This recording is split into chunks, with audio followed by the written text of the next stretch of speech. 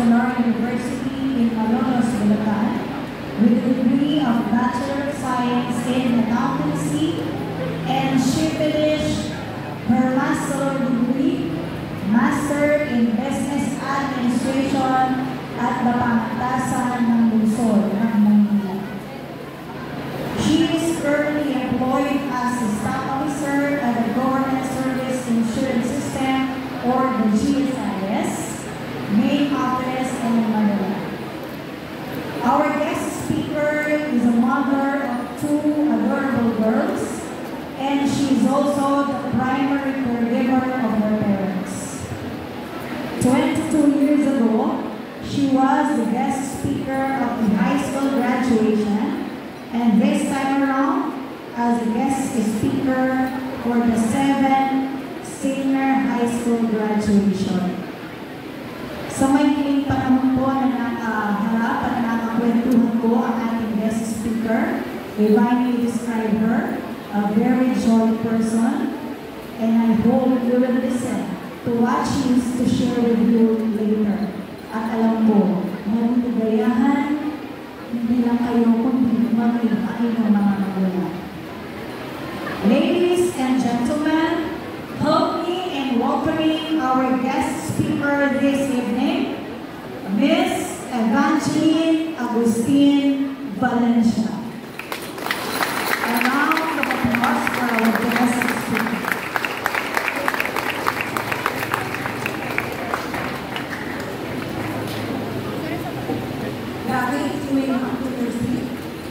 Maraming salamat sa napakagandang introduction. Sa talagang introduction sa akin, parang nakakaya naman na matulit ako ng dalawang taon sa akin. Magdabak. Anyway, sa ating punong-puno, ginawa ko, hindi ako nakuna.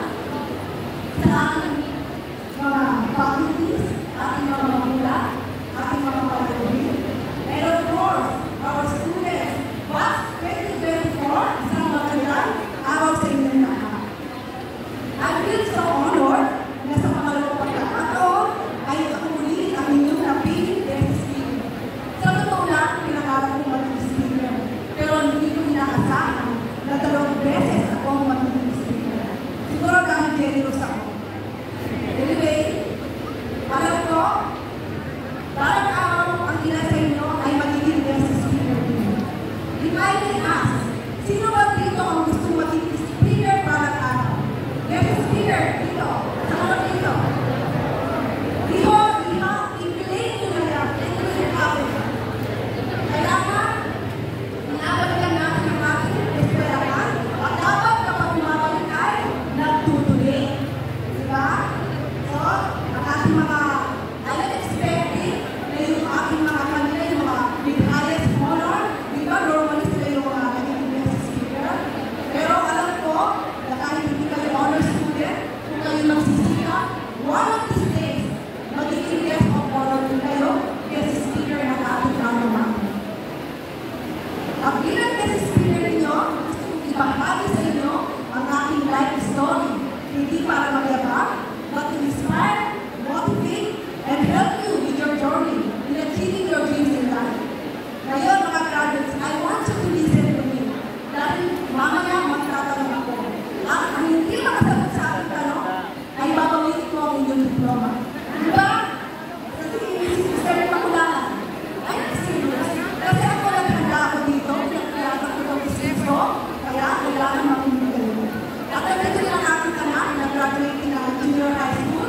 Rocky, I want you to listen to your mom.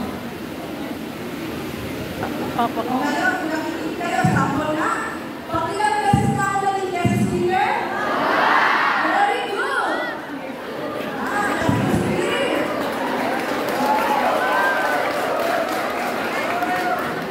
Tulad ng nabanggit ko na kanina, I strongly believe na hindi natin kasalanan ang ipanganak tayong mahirap.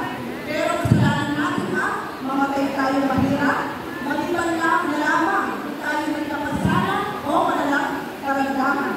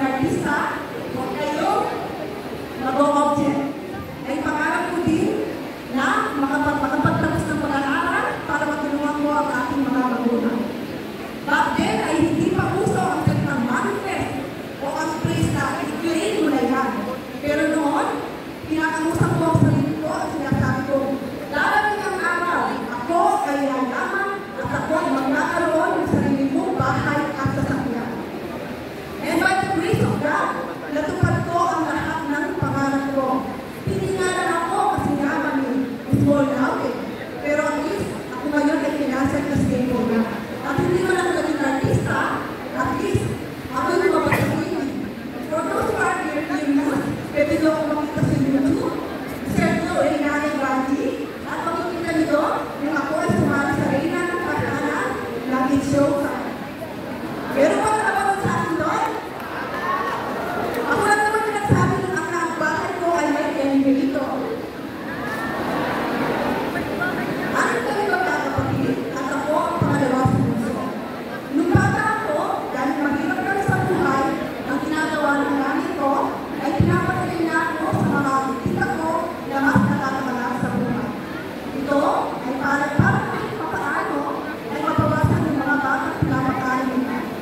Dahil ayokong maging pabigat sa mga tiyahin ko, kahit hindi na ako inuubusan, ay nagpupusa akong maglinis ng bahay.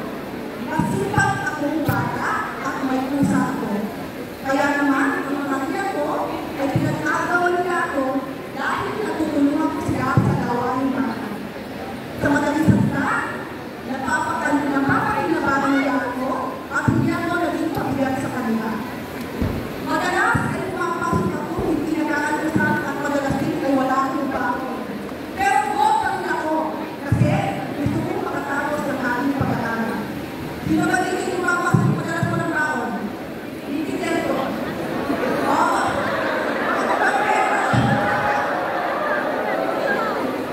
Welcome to the club! Anyway, grade 2 ako at grade 5 na akong natutong magbasa. Marahil nagkataka kayo kung paano ako pumapasa kung ako hindi marunong magbasa. Well, ang sagot dyan ay diskarte! Okay? Paano ako tumidiskarte? So, nung grade 1 ako, kapag ang teacher ko pinagbabasa kami, kasi ako sinakapilido ko, letter A. So, ang sinikarin namin, ulang-ulang ako, diba? So, gagawin ko, sasabihin ko sa teacher na pupunta muna ako sa CR. So, kapag alam ko, nasa letter B na, papasok na ako ulit. Bukod doon, tinutulungan ko din ang aking teacher na magtinda ng ice candy. Tinutulungan ko din ang aking teacher na maglinis ng kanyang bahay to yung maintenance. Sino ba sa inyo ang gumagawa ng gano'n dati? Tinutulungan ko sa teacher. You know what? Back then, hindi issue yun. Pero ngayon, lahat ng bagay na ginagawang issue. Gusto mo matutong magbasa? Kaya ang ginagawa ko, kahit galon na pambasa ng tinapa ay ginabasa ko hanggang sa matuto kong magbasa. And guess what? Mula nung natuto kong magbasa, ay nag-start na akong maging honor student. Nung ako yung honorable mention nung ako nagtapos ng elementarya, at first honorable mention ako nung nagtapos ako ng high school. Sa totoo lang, hindi naman abang aking sa aking IQ. Nagiging honor student ako dahil ako ay masipag at magtyagang mag-aral. So, sa mga katulad ko na hindi naman abang aking sa IQ nyo, huwag kayong mag-worry, magsipag na kayo, magiging honor student din kayo.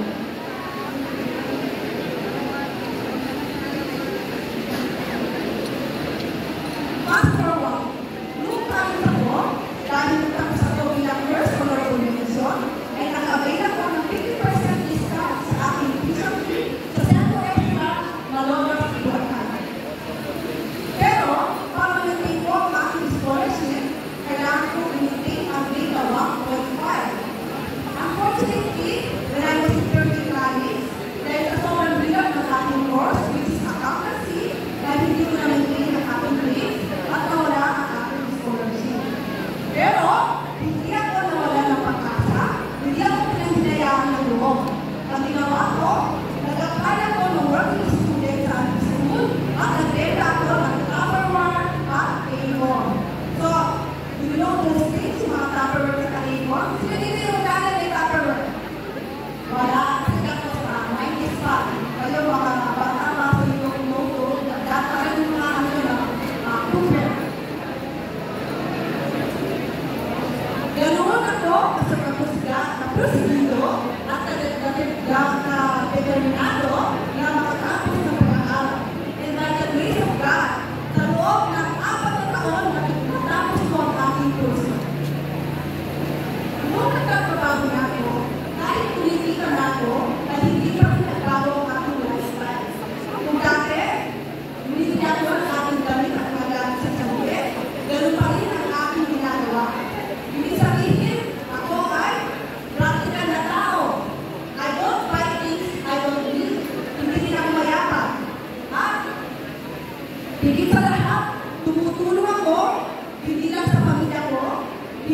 aking kamag-anak, pero pati sa aking komunidad.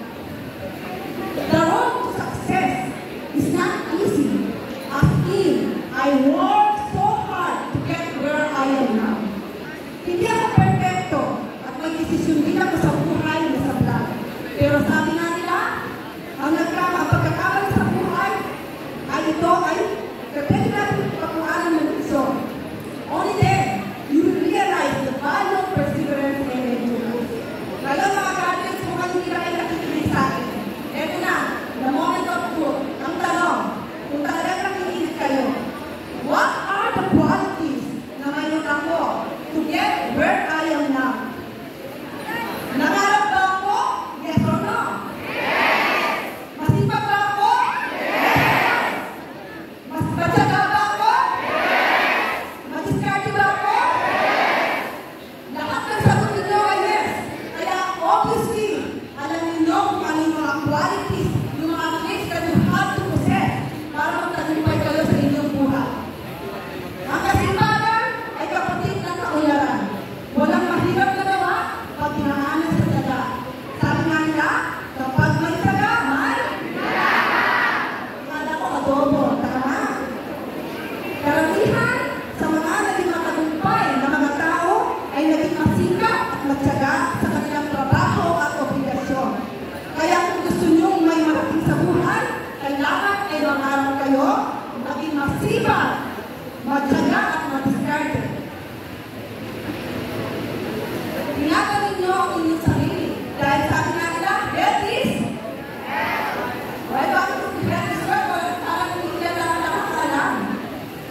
Paano ninyo makakamit ang inyong mga pangarap kung kayo ay may karamdaman? Stay grounded, huwag mayabang. Always be faithful, huwag reklamador. And everything you do it with love. At higit sa lahat, laging pasalamatan ng Diyos in whatever situation you are in. Dahil lahat ng bagay na nangyayari sa ating buhay ay paraan ng Diyos para tayo maging matatag sa anumang pagsubok na darating sa ating buhay.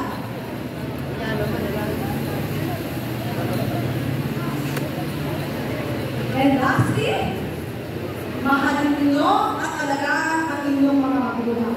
Dahil kung may forever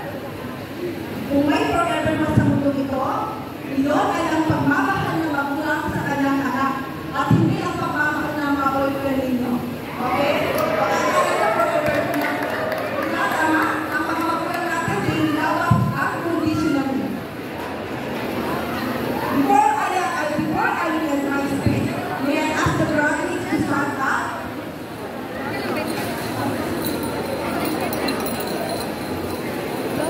Tumingin tayo sa langit at sabihin nyo na, Lord, maraming salamat po. Lord, maraming salamat po. Palakpakan ninyo ang inyong sarili, ang inyong mga dahil sa pagkakas ninyo, lumakapos sa senior high school. You may now take your seat.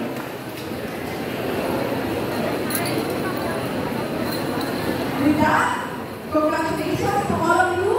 God bless us all, and to God be all the glory.